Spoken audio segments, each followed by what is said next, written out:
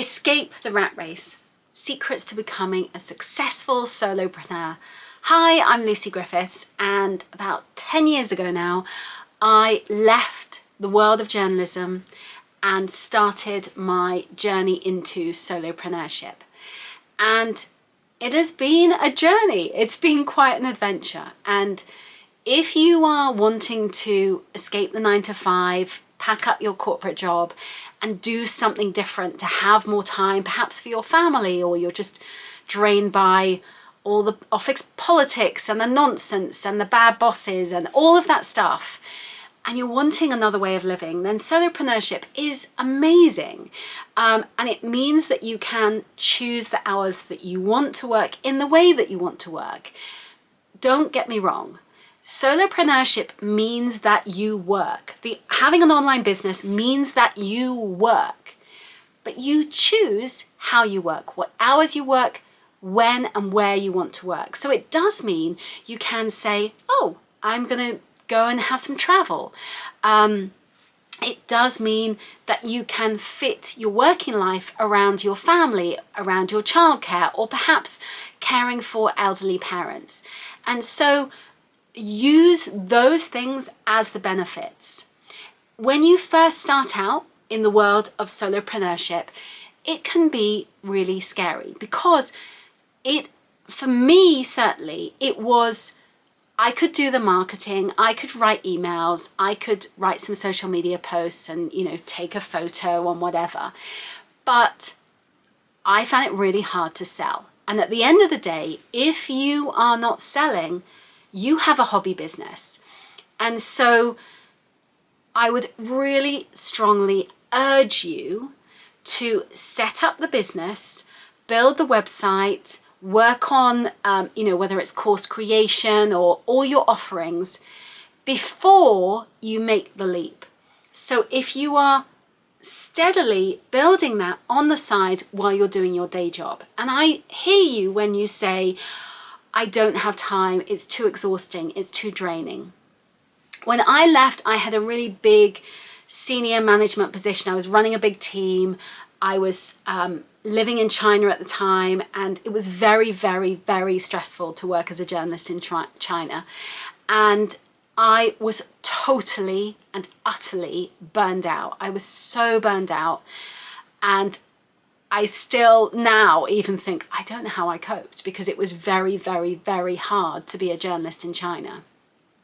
And I wanted another way of living and being. And so that was when I started my entrepreneurship journey, but I didn't quite know what I wanted to do. And so I sort of tested around with doing things on the side, and I was lucky enough to get another job where it was shift work. So I was literally working for a TV station and I was doing shift work, and I would do 4 days on, 4 days off. So on my 4 days on, I would work 12 or 14 hours a day, and I basically work, and it was kind of a pattern of either early shifts, so we'd start at, I can't remember now, it was like be up at 4, in the office by 5 a.m. and work right through, and then and you do that for 4 days, and then I had 4 days off. So in my 4 days off, I was living in a hotel room. Sounds really glamorous, but it wasn't.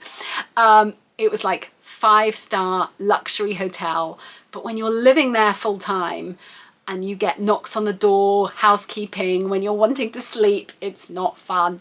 And and also very expensive place to live as well. So I would be like going to Carrefour to get my cheaper supermarket food, eating from my hotel fridge, all of these things to make it work. But I'd have my 4 days off. Obviously, it was really nice because I had the gym and the pool. I'd do that. And then I would absolutely focus on my business and get going. And I remember listening to Tony Robbins for hours. I'd be, on the treadmill, and it was 50 degrees in Doha in the heat.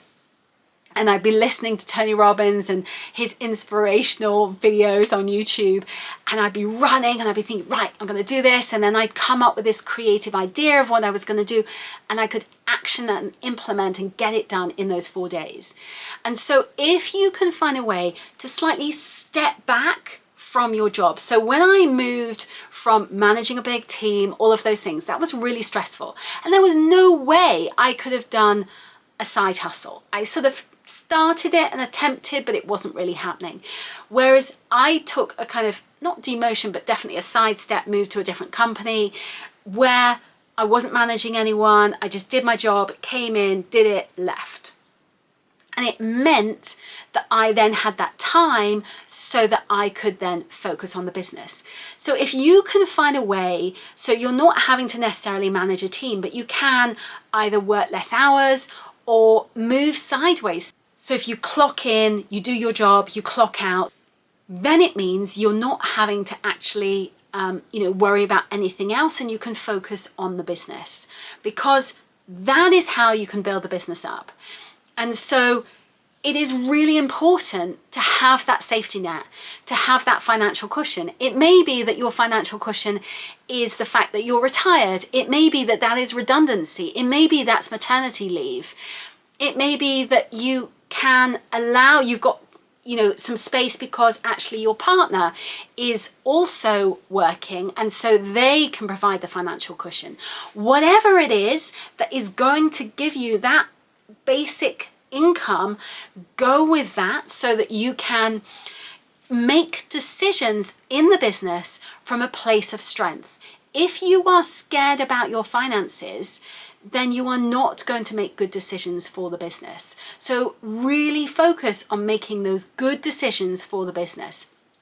And it also means that you can put the profit back into the business. So it means that when you are making money in the business, you can reinvest that. So you can say, I'm going to hire a tech VA to help me with this, so I can easily build a landing page, or I'm going to, buy this piece of software, or I'm going to buy this course. Otherwise, if you don't have that financial cushion, it's like, where's that money coming from? And that can be really difficult.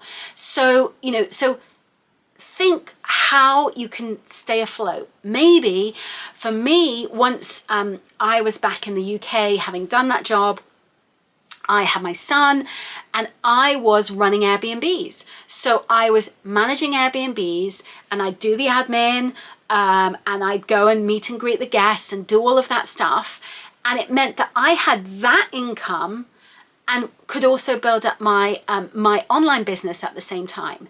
And it maybe you're doing that. Maybe you have an Airbnb that you could, manage somebody else's Airbnb. It could be that you let out a room in your house. Think of other ways that you can also get some baseline income, because when you make decisions from fear and panic, you are not making good decisions. So I would rather you took a slower route, but you had that baseline income so that you can make good decisions in your business. Because actually, one of the key things about running a successful online business is actually that you can invest in like maybe 1 or 2 social media platforms. Maybe it's LinkedIn, maybe it's TikTok, wherever it may be for you, so that you can do that.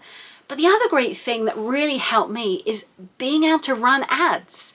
And actually, because I had that baseline income, I could afford to run Facebook ads.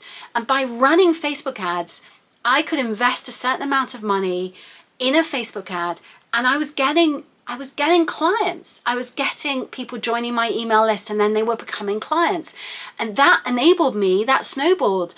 And once I had more money, then I had, could spend more money on Facebook ads, grow even more. But it also meant that I had a system of getting money into the business. And that was the springboard that I could leave everything else behind. And so if you are feeling like I'm ready to make that next step, then you've got to have a way of consistently getting a new streamlined system for clients into the business.